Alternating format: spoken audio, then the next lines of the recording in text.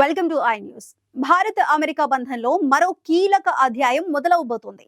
America కొత్త రాయబారిగా బాధ్యతలు చేపట్టిన సెర్గియో గోర్ రాబోయే 2 ఏళ్లలో ప్రెసిడెంట్ డొనాల్డ్ ట్రంప్ భారత్ లో పర్యటించబోతున్నారని కన్ఫర్మ్ చేశారు.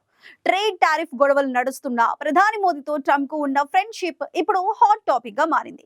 అసలు ఈ పర్యటన వెనుక ఉన్న స్ట్రాటజిక్ ప్లాన్ ఏంటి? కొత్త రాయబారి భారత్ గురించి ఏం చెప్పారు? Let's watch this special story.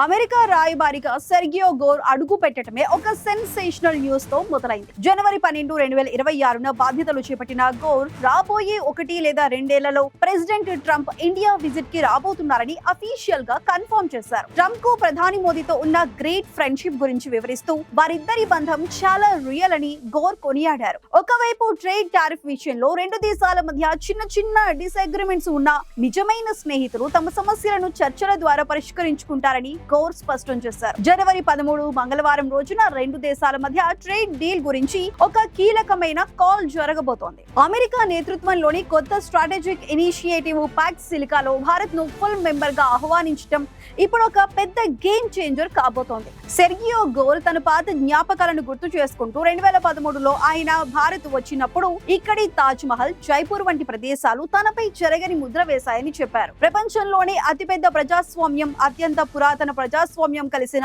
ఈ చోట పనిచేయడం గర్వంగా ఉందన్నారు.